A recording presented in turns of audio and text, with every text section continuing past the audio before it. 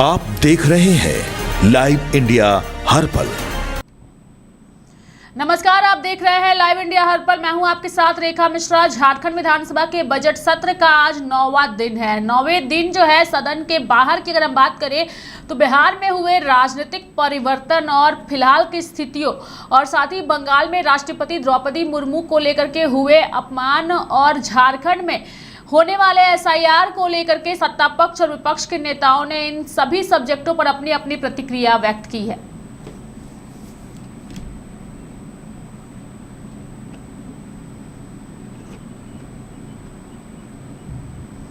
तो झारखंड विधानसभा का बजट सत्र चल रहा है और इस सत्र के दौरान आरोप प्रत्यारोप का दौर भी जारी है। कई सारे मुद्दों को लेकर के जो है सदन के बाहर सत्ता पक्ष और विपक्ष के नेताओं ने अपनी प्रतिक्रिया व्यक्त की है। आपको बता दें कि बिहार में नीतीश कुमार के राज्यसभा जाने के बाद से भी सवाल उठ रहे हैं।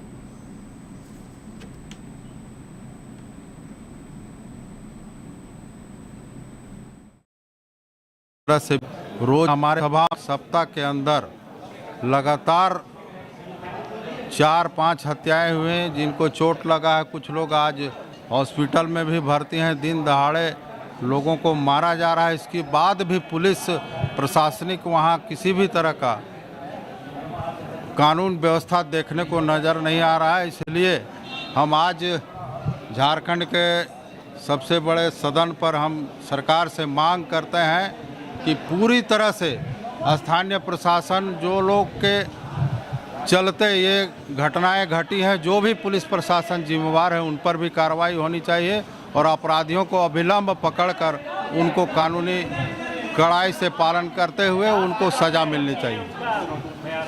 आज अंततः उनको फंसा करके, चाहे उनके बेटे का मामला जो आपके तक खबर पहुंची है, तो ये तो होना ही था। हम लोग इसके लिए पहले से ही अस्वस्थ थे कि नीतीश चाचा की तो पत्ता लोग काट करके ही और अपना वहाँ पे शासन चलाना। और देखिए, कहीं ना कहीं आपका सवाल हमसे आता है कि आप जो योजनाओं को हम लोग नहीं उतार पा रहे हैं ज़मीन पे। केंद्रांश की जब हम बात करते हैं, ये इसी तरीके से अपना जहाँ पे इनका अपना सरकार बनाना होता है पूर्ण रूप से, ठीक है, वो यही खेल खेलते हैं। यही खेल उन्होंने वहाँ पे भी खेला। साम दाम दंड भेद हर चीज़ करेंगे ये सरकार अपनी बनाने के लिए, तो वो चीज़ वहीं पे भी कर रहे हैं। बंगाल में महामहिम का अपमान हुआ है। अब आप क्या उम्मीद करते हैं? महामहिम का आपका कहने का उद्देश्य क्या है? महामहिम का अपमान किसने किया है आपके हिसाब से? किसने किया है ये सवाल? बनर्जी ने कहा कि हर बार आ जाती है तो हर कार्यक्रम में हम शिरकत नहीं कर सकते। देखिए, ये सब सीखा सिखाया और कठपुतली के हिसाब से अगर आप सरकार को चलाएंगे तो ऐसे ही आपको दिखाई देगा। लोगों को दिखाने के लिए इनका एक दांत है, एक हाथी का दांत रखते हैं। खाने के लिए कुछ और है, दिखाने के लिए कुछ और। तो जनता के लिए इनका दांत अलग है जो ये दिखाते हैं, और अपना खाने के लिए अपने हिसाब से सरकार चलाने के लिए इनकी जो नीतियाँ हैं। बात कर रहे हैं ममता दीदी की दांत की, आपके केंद्र सरकार की जो दांत है, जो हम लोग को झारखंड में डस रही है ना, उसकी बात हम लोग कर रहे हैं। चाहे वो बंगाल, देखिए ममता दीदी को ये अपना जो भी कर लें, ये वहाँ पे भी वही कोशिश करना चाह रहे हैं कि उनको उनकी छवि को धूमिल करके और फिर से उनको लगता है कि सरकार अगर वहाँ बना पाएंगे वो वहाँ पे बंगाल में, तो ये उनका भ्रम है। ममता दीदी उन पे भारी के साथ कांग्रेस खड़ी होगी ना। देखिए, ये वहाँ का फैसला है, ये वहाँ के लोग तय करेंगे, ये आप और हम नहीं तय कर सकते हैं कि। लेकिन हाँ, अगर नीतिगत आप बात करेंगे तो निश्चित रूप से मैं व्यक्तिगत ममता दीदी के विचारों के साथ पूर्ण रूप से सहमत हूँ। एक सवाल सम्मान करते, एक महिला का सम्मान करते, आदिवासी समाज का सम्मान करते, पर बंगाल की सरकार सत्ता के नशे में इतनी चूर हो गई है, ना ही उन्हें आदिवासी महिला दिख रही है, आदिवासी समाज दिख रहा है, ना ही महिला दिख रही, ना ही उन्हें राष्ट्रपति का पद दिख रहा है। भारत ने वर्ल्ड कप जीता है, इसके बारे में आप क्या कहना चाहेंगे? वीडियो वायरल हुआ, आपने देखा होगा किस तरीके से मैं तो बोल ही रही हूँ, अफसरशाही जो है बेलगाम हो ही चुका है। क्योंकि ये इस समस्या से कोई एक व्यक्ति नहीं जूझ रहा है, केवल जनता नहीं जूझ रहा है। मुझे जहाँ तक जानकारी है, हर एक माननीय भी इस समस्या से जूझ रहा है। जिस तरह से अधिकारियों का मनमानी चल रहा है, जिस तरह से वो माननीयों से बात करते हैं, जिस तरह से उनका जब मुद्दा वो किसी विभाग को लेकर उठाते हैं तो उन्हें कैसे धमकाया और चमकाया जाता है, उन्हें ये किया जाता है कि हम ऐसा कर देंगे, हम वैसा कर देंगे, सत्ता भी इनकी चल रही है। मुझे तो ऐसा लग रहा है कि सरकार जो है माननीय हेमंत सोरेन जी नहीं चला रहे हैं, सरकार जो है अधिकारी चला रहे हैं। देखिए, वो वहाँ जो टीएमसी ने निर्णय लिया है, किन परिस्थितियों में लिया है, मुख्यमंत्री भी महिला हैं, राष्ट्रपति भी महिलाएं हैं, उनको समझने की बात है। बहुत ही अच्छा मैच कल हम लोगों को देखने को मिला। होली के त्यौहार के बाद एक और बड़ी खुशी टीम इंडिया ने पूरे देश को दी है। मैं आप लोग के माध्यम से पूरी टीम को बधाई देती हूँ, कैप्टन को बधाई देती हूँ, और जिन भी खिलाड़ियों ने इतना बेहतरीन प्रदर्शन किया है उनको तहे दिल से धन्यवाद देती हूँ।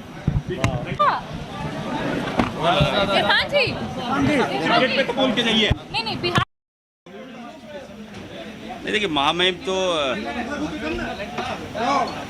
देश की सर्वोच्च महिला हैं और उनका सम्मान तो होना ही चाहिए। अगर लगता है कि नहीं उनका अपमान हुआ है तो मुझे भी खराब लगा है, क्योंकि आदिवासी महिला है वो और झारखंड से बिलोंग करती हैं, यहाँ भी राज्यपाल रही हैं, तो हमें नहीं लगता कि कोई अपमान उनका हुआ है।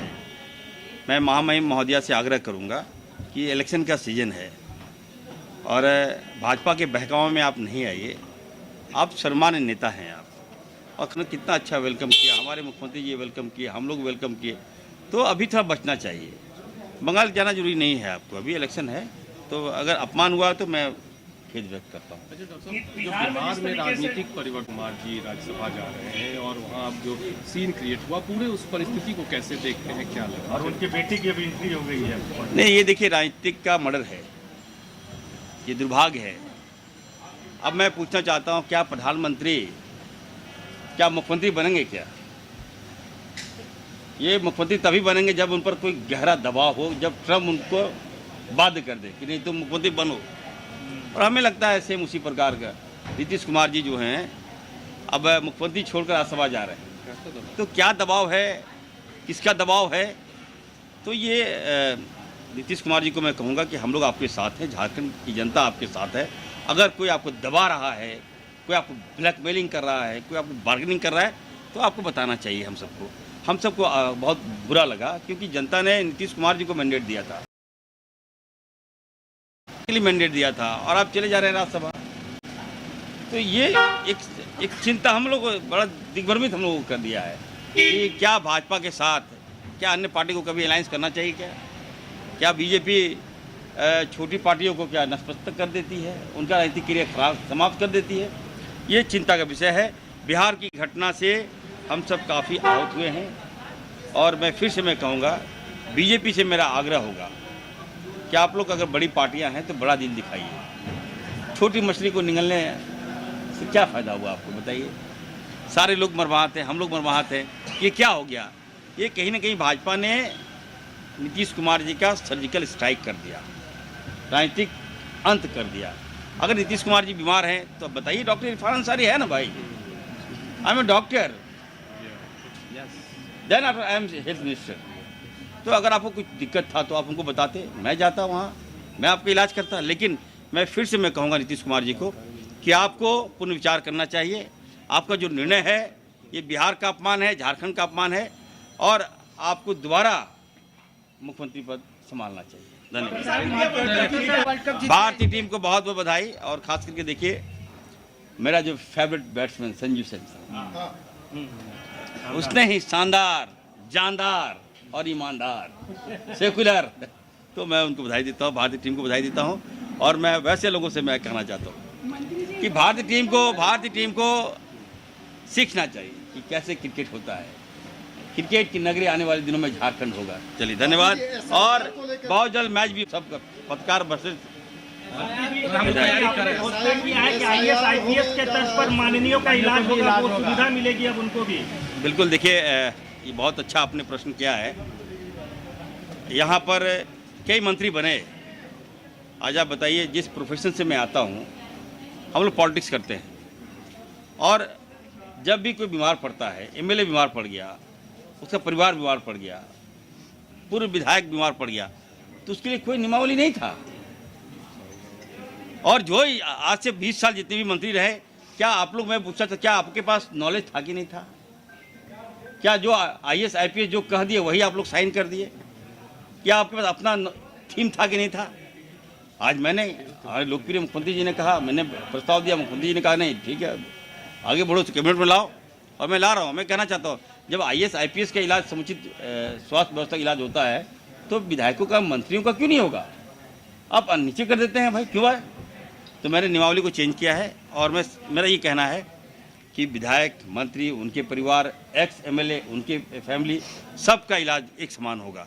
और आने वाले दिनों में हम पत्रकार लोगों के लिए भी हम ये सोच रहे हैं। शुरू से बोल रहे हैं, एक मिनट देखिए, इसमें कुछ टेक्निकल बातें हैं।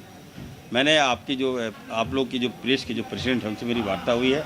हमने कहा है कि सभी जिलों से आप लोग डिटेल भिजवा दीजिए हमको, ताकि मुझे आप लोगों को राहत देने में सुविधा मिले। हम चाहते हैं कि आप हमारे लिए काम करते हैं, आपके भी बाल बच्चे हैं, आप लोग पूरे परिवार है। मालिक को बीमार पड़ गया तो कौन देखेगा उसको? इरफान अंसारी देखेगा, याद रखिएगा। मैं जो कहता हूँ मैं डिटेल मंगाया हूँ, आप लोग मुझे डिटेल दीजिए, वो PRD का डिटेल दे दीजिए कि क्या हाँ आप लोग टैग्ड हैं, जिले में कौन कौन टैग्ड है, क्योंकि ऐसा ना हो कि आप लोग का करें और हमारे यूट्यूबर का भी फैमिली है, वो लोग भी कुछ काफ़ी अच्छा काम कर रहे हैं, तो वो लोग को अगर हम माइनस करेंगे तो वो लोग नाराज़ होंगे। तो आप लोग तय कीजिए, जवाबदेही मैं आपको दे रहा हूँ, अभी समय है, पर्याप्त समय है मेरे पास। हम आप लोग को स्वास्थ्य बीमा के साथ टैग करेंगे और आपको कोई दिक्कत नहीं हो। आप लोग खुल के काम कीजिए, खुल के शिकायत कीजिए मेरा। धन्यवाद।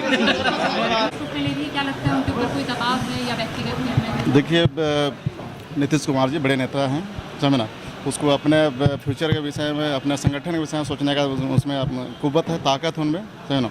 अब जिस सोच से वो राज्यसभा जा रहे हैं, तो उन्हीं से पूछने से पता चलेगा। हमारा बंगाल के राष्ट्रपति का अपमान हुआ है, ये आरोप लगा है ममता बनर्जी। देखिए, बंगाल उनका राज है, ममता बनर्जी का राज है, और हमारे देश का राष्ट्रपति जो है एक महिला है, आदिवासी समाज से बिलोंग करते हैं। जो भी है, जो प्रोटोकॉल है, प्रोटोकॉल का निभाना चाहिए। तभी तो बोलिए एकदम खुल के।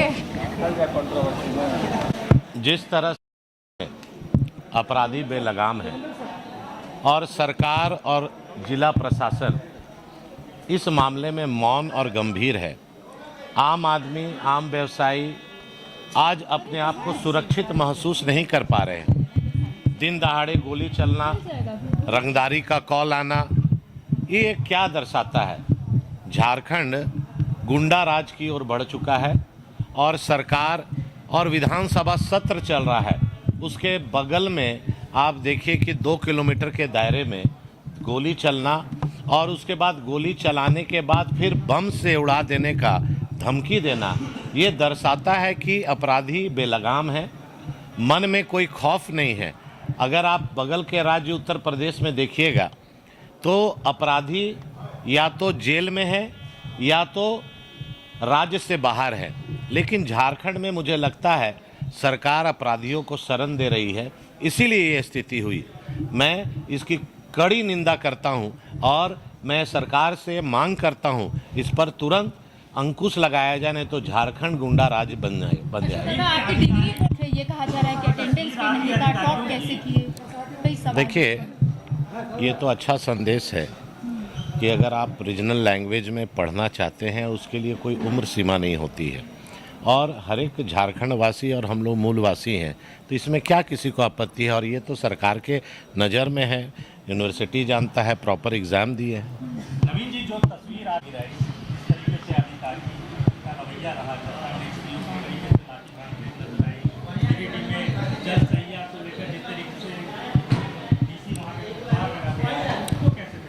देखिए, आज आम आदमी अपने आप को असहाय महसूस कर रहा है।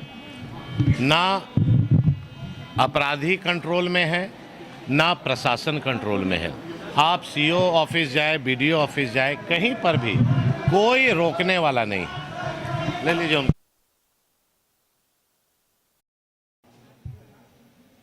तो 8 मार्च महिला दिवस था। तो 8 मार्च के पहले आप सब लोगों ने देखा कि पश्चिम बंगाल में देश के जो महामहिम राष्ट्रपति श्रीमती द्रौपदी मुर्मू के साथ जिस प्रकार से पश्चिम बंगाल सरकार ने जो बर्ताव किया, मैं समझता हूं कि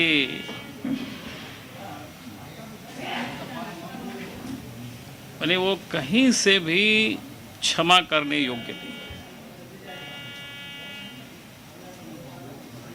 और ममता बनर्जी ये पहली दफ़ा नहीं बल्कि जितनी भी संवैधानिक संस्थान है उसके साथ पिछले दिनों चाहे ईडी के साथ हो उनका टकराव, हाई कोर्ट सुप्रीम कोर्ट में भी एसआईआर को लेकर के आप सब ने देखा, पूरा देश ने दुनिया ने देखा।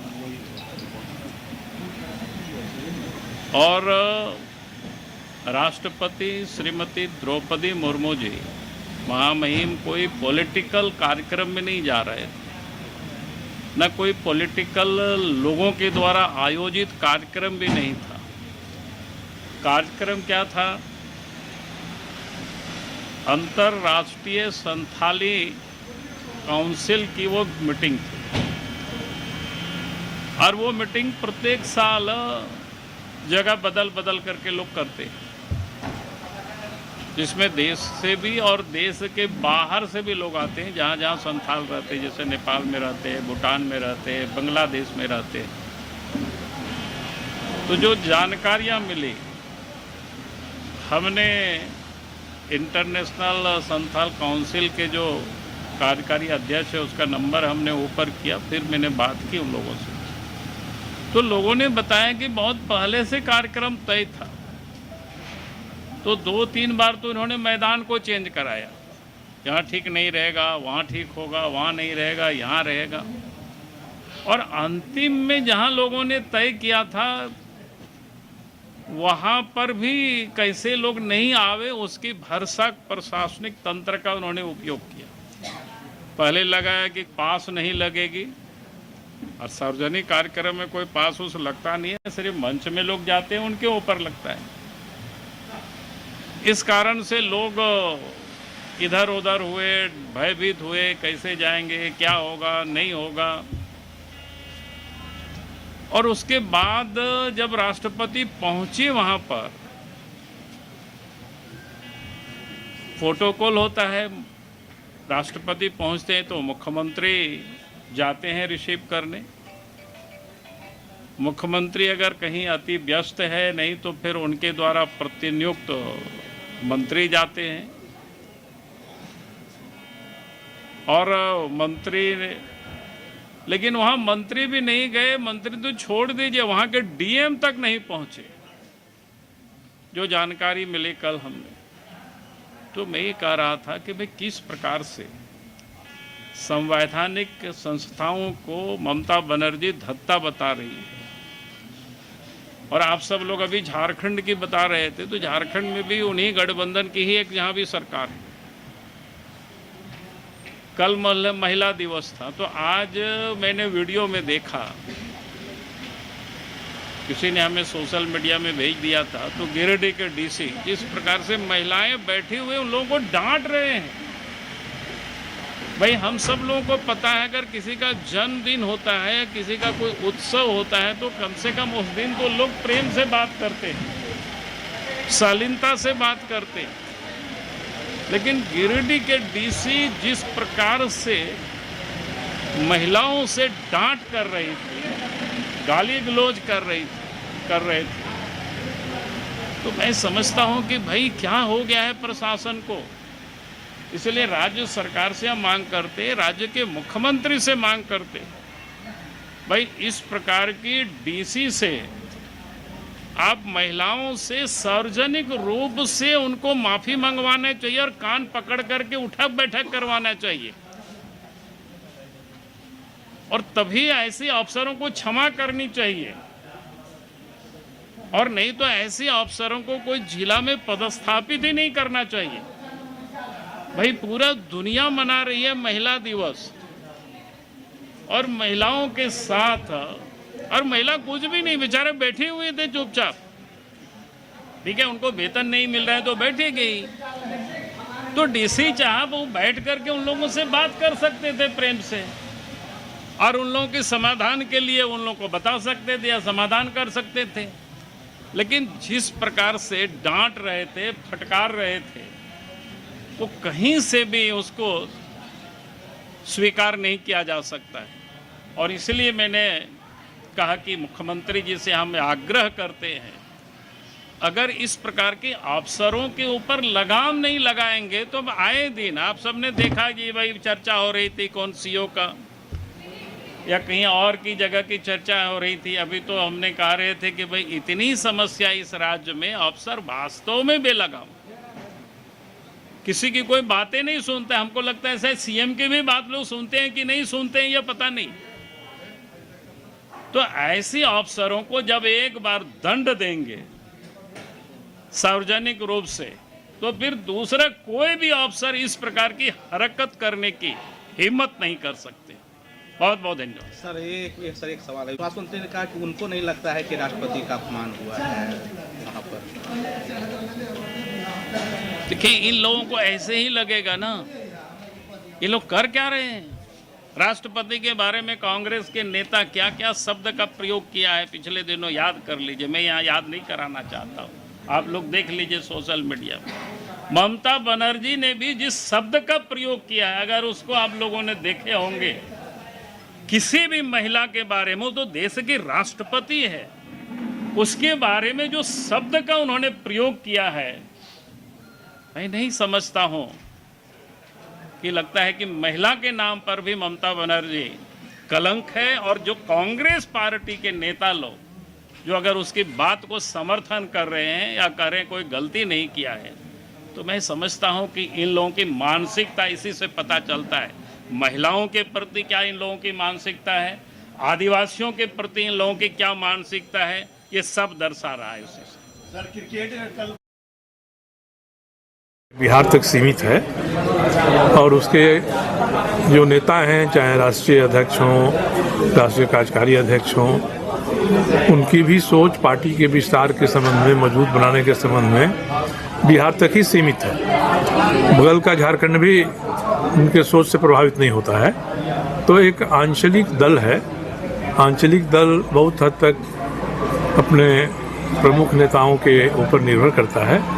अब इसको संभालना है। नीतीश कुमार राज्यसभा गए, चाहते हैं कि पीढ़ीगत परिवर्तन हो, तो कितनी स्वस्थ रणनीति के तहत इसको कर रहे हैं, इस पर निर्भर करेगा कि जदयू का आगे क्या होता है। निशांत कुमार को डिप्टी सीएम बनाने की चर्चा चल रही है, पार्टी क्या चाहती है? नहीं, मैं इस बारे में कुछ नहीं कर सकता हूँ।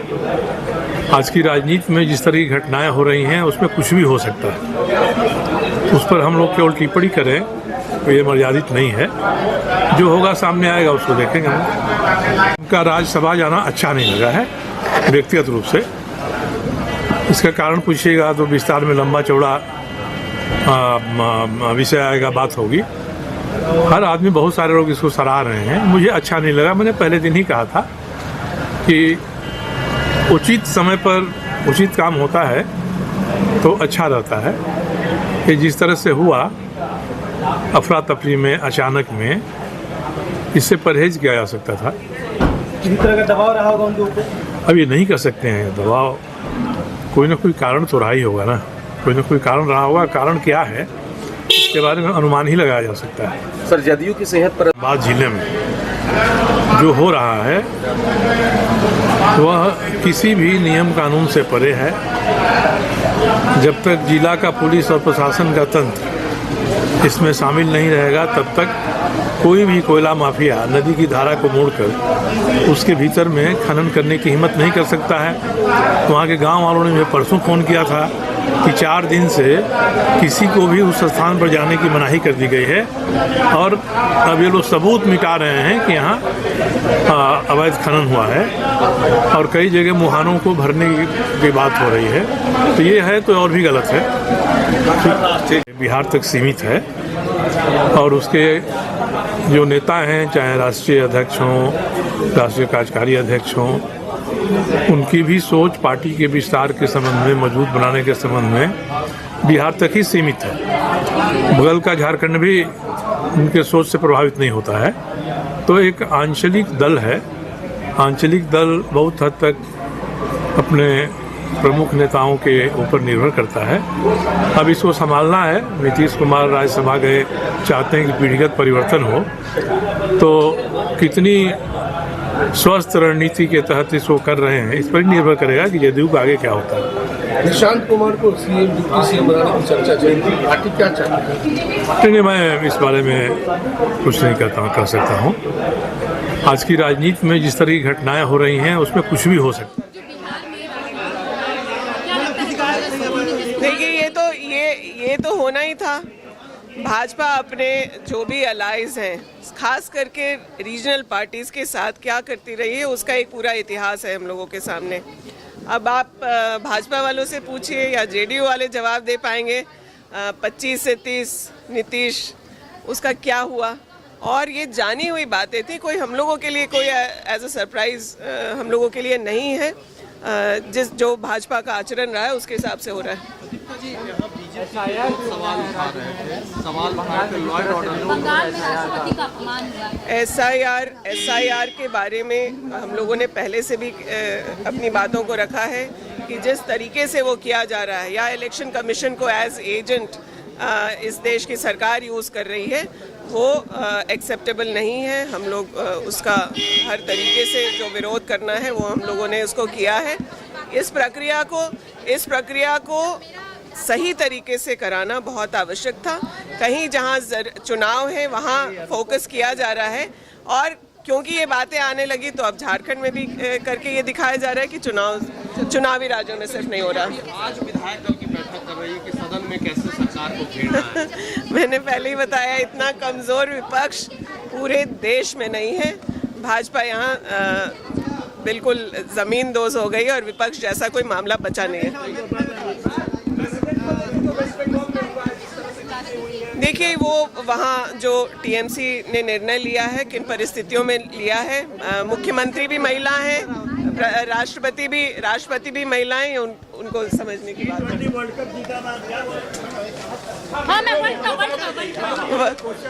है। बहुत ही अच्छा मैच कल हम लोगों को देखने को मिला। होली के त्यौहार के बाद एक और बड़ी खुशी टीम इंडिया ने पूरे देश को दी है। मैं आप लोग के माध्यम से पूरी टीम को बधाई देती हूँ, कैप्टन को बधाई देती हूँ, और जिन भी खिलाड़ियों ने इतना बेहतरीन प्रदर्शन किया है उनको तहे दिल से धन्यवाद देती हूँ। नीतीश कुमार ने फैसला लिया है जो राज्यसभा, क्या लगता है उनके ऊपर कोई दबाव है? देखिए, दबाव है तभी तो चुनाव के ठीक 6 महीने के बाद राज्य के एक 7 बार के मुख्यमंत्री को इस्तीफा देना पड़ रहा है, और इस्तीफा देने भी जाते हैं लेकिन इस्तीफा देते नहीं। पीछे खाने क्या खिचड़ी पकड़ी है तो बीजेपी वाले ही बता पाएंगे, लेकिन इतना ज़रूर है कि बीजेपी के डाल पर जो पक्षी बैठे हैं वो मरें।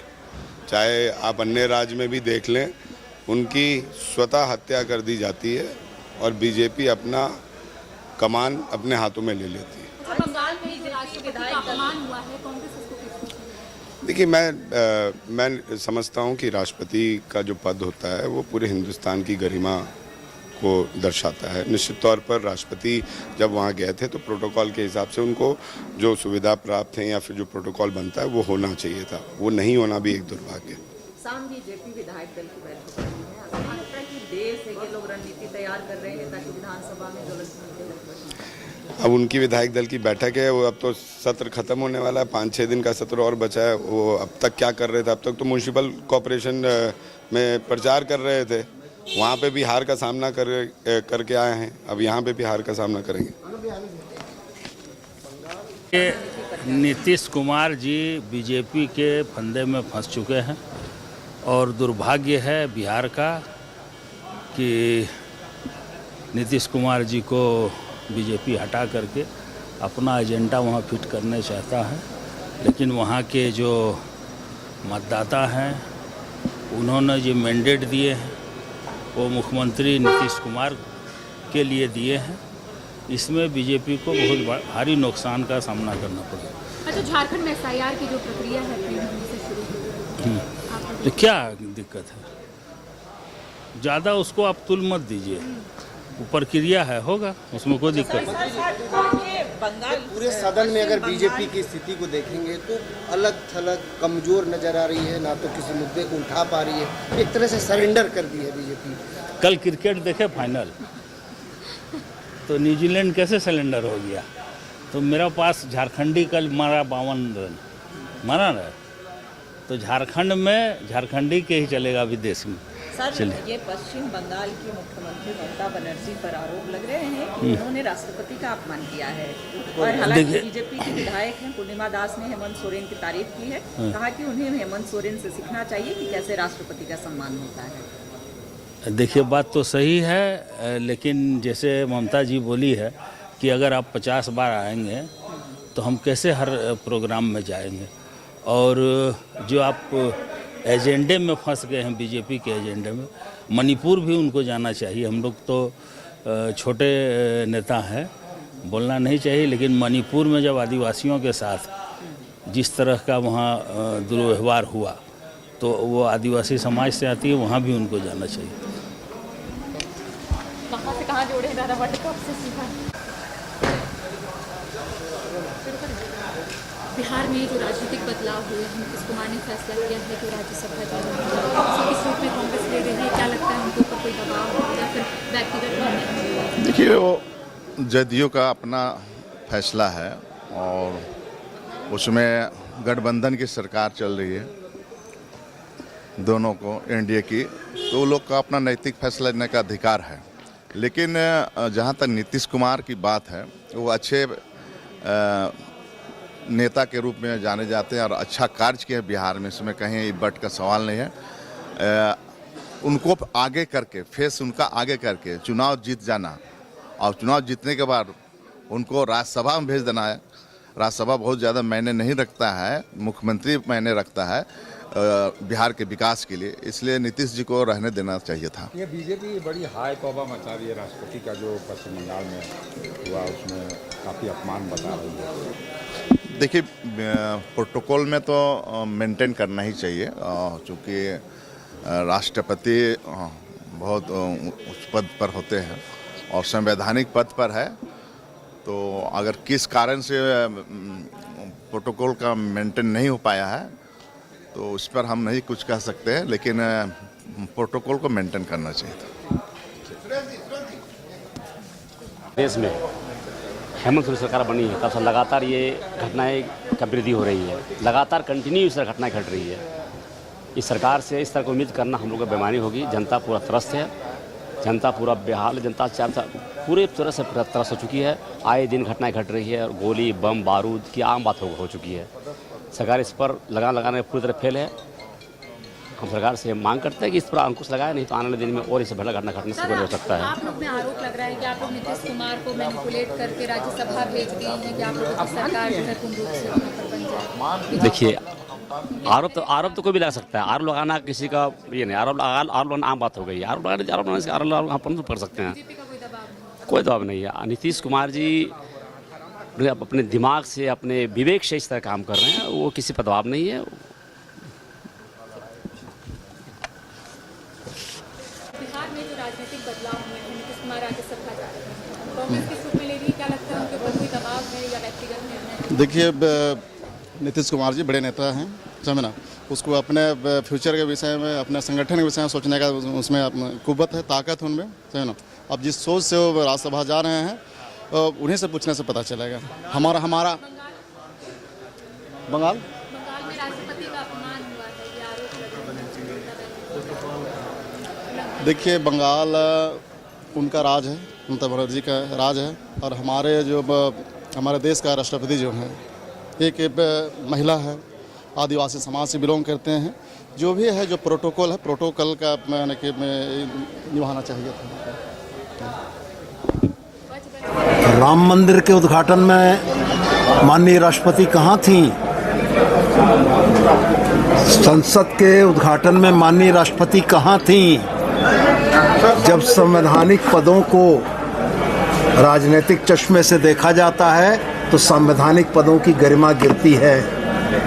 राष्ट्रपति इस देश की संवैधानिक प्रमुख हैं और इस देश का हर नागरिक राष्ट्रपति का सम्मान करता है, लेकिन यदि संवैधानिक पदों का इस्तेमाल राजनीतिक कारणों से होने लगेगा तो जवाब तो भारतीय जनता पार्टी को देना चाहिए कि आदरणीय राष्ट्रपति को विपक्षी होते हुए भी झारखंड मुक्ति मोर्चा ने अपना पूर्ण रूपेण समर्थन दिया था।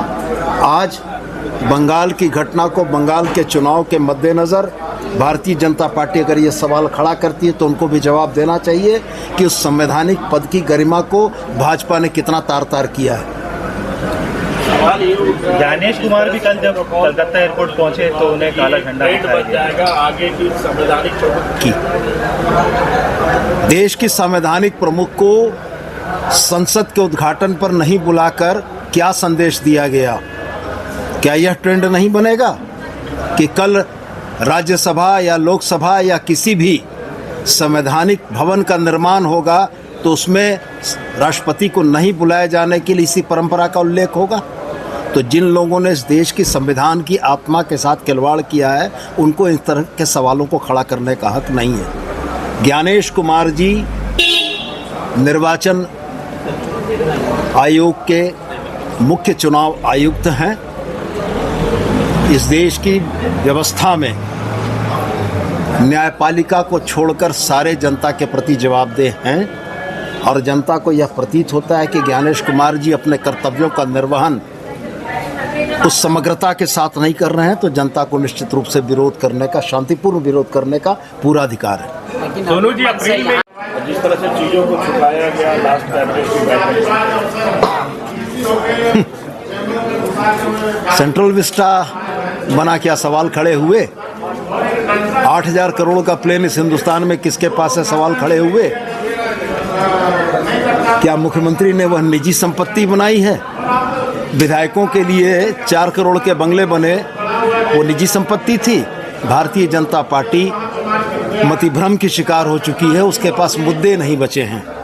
नगर निकाय के चुनावों ने ये दिखा दिया कि जिस अर्बन स्पेस पर वो अपने आधिपत्य का दावा करते थे उस अर्बन स्पेस में 48 निकायों के चुनाव में भाजपा को मात्र 12 पर सफलता मिली है। जिस झारखंड मुक्ति मोर्चा को जंगल झाड़ की पार्टी वो कहते थे, झारखंड मुक्ति मोर्चा ने एफर्टलेस चुनाव लड़ा और 10 सीटों पर जीतकर हम आए।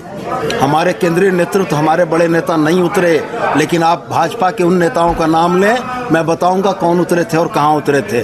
तो कुल मिला जुलाकर जब अर्बन स्पेस से भी झारखंड की जनता ने भाजपा को नकार दिया तो उनके पास मुद्दे नहीं बचे हैं, इसलिए इस बेतुके मुद्दों को लेकर आ रहे हैं और जनता को इन बातों में कोई दिलचस्पी नहीं है। लेकिन ये तरीका टेंट किया खंड आएगा तो वो ज़्यादा उचित समय होगा कि हम अपनी प्रतिक्रिया देंगे, लेकिन मेरा यह स्पष्ट मानना है कि संवैधानिक संस्थाएं जब अपने कर्तव्यों के निर्वहन में विचलित होंगी तो जनता चाबुक फटकार कर उनको याद दिलाएगी कि उनके कर्तव्य क्या हैं और उनको किस पथ पर चलना है। जैसे कांग्रेस ने PLA पोस्ट क्रिएट किया है कि वो दैट विल हेल्प पीपल की, ताकि उनका नाम ना कटे। क्या JMM अपनी ओर से कोई तैयारी की है कि लोगों को SIR के चलते परेशानी ना हो, उनके कार्यकर्ता हेल्प कर दे?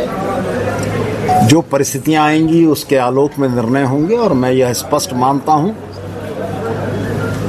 कि चुनाव की प्रक्रियाओं से यह देश, यहाँ के राजनीतिक दल पहले भी 2-4 होते रहे हैं। जो रचनात्मक सहयोग एक राजनीतिक दल को व्यवस्थाओं के निर्वहन के लिए करना चाहिए वो करते रहे हैं, हम लोग आगे भी करेंगे। कांग्रेस का एक आरोप है कि सब नाम या टाइटल देख के काटा जा रहा है, आपको भी ऐसा लगता है SIR में? कांग्रेस के आरोपों पर कांग्रेस से पूछा जाना ज़्यादा बेहतर होगा। JMM को क्या लगता है, मतलब कैसे वो पिक एंड चूज कर रहे हैं, ऐसा लग रहा है आपको? प्रक्रियाओं को समक्ष आने दीजिए मुख्यमंत्री और उसके ऊपर मुख्यमंत्री आवास को लेकर के जो फंड का अलॉटमेंट हुआ 100 करोड़।